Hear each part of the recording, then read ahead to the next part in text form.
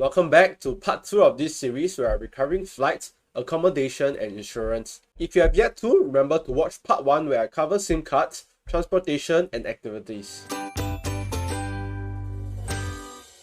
First, let us take a look at the flights. Usually before we travel, we tend to really have a destination and date in mind before searching for a flight. But actually, if you have the flexibility, you should start by searching for the flight first before deciding where you want to go and how long, as this tends to allow you to find cheaper flight in general. So if you have yet to, you should try out Google Flights. Google Flights is just like Google. It helps you to consolidate all the flights and the price in one platform. So it allows you to search for the flight you want easier and faster. So using the previous concept I have mentioned, we will start by searching for a flight first. So on Google Flight, I just have to enter my starting destination. I then just click on the Explore button. This will bring up a map telling me where I can fly to and at what price. If you want to be more specific about when you are traveling, you can just click on the filter on the left.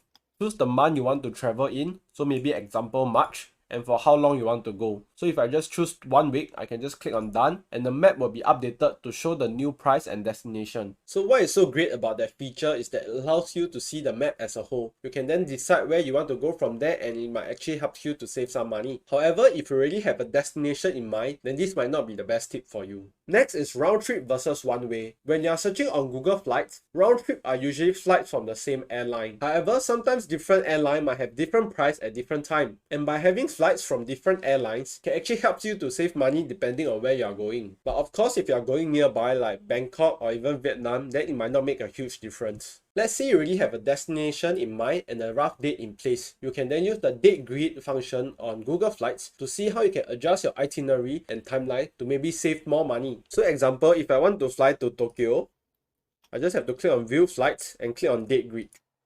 So in this grid, you can see that maybe flying on 27 February and coming back on 10 March is also the same price. So you can use this to adjust your itinerary and timeline to suit your needs. So sometimes Google Flight might not have the lowest price. To help you with that, you can download this extension called Travel Arrow. So you just have to head to travelarrow.io and click on Install Extension. So what Travel Arrow actually does is that it helps you to open all the other booking websites for you to compare the price. This means you don't have to search all the sites individually, which helps you to save time. Using the same previous example, let's say I want to fly to Tokyo. The Travel Arrow extension will appear on the right. I then just have to select the provider that I want to use. So in this case, Skyscanner, Trip and Expedia. I then just click on the compare button and Travel Arrow will open all the other different websites for me to compare the price for.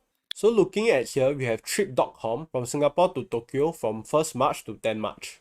We also have the same one for Expedia as well as Skyscanner. So using these, we can actually save time on searching for the flight, as we can just search on Google Flight, and after we know this is the flight we want, we can use the Travel Arrow extension to compare across different sites. This can help us to save time when we are researching for flight. If you had already found the flight you want and you are using booking platforms such as trip.com, remember to use Shopback or Haymax to help you save even more. If you decide to book with the airline directly, make sure to check if the airline offer any student privilege or membership you could sign up for. For example, SIA themselves has a KrisFlyer program that you can sign up for. And if you are a student, you get to enjoy their student privilege, which helps you to save up to 10% on selected flights. On top of that, you also get increased baggage allowance and a one-time booking change. By booking with SIA directly, you also get to enjoy miles on the trip itself. However, if the price difference is about $50, I would generally tend to just use the booking site to save that money. So after you have locked in your flight, you can then use Google Hotels to search for your accommodation. But the only limitation is that Google Hotels only show you results limited to hotels. So another website that I recommend is cozycozy.com. So using the same example,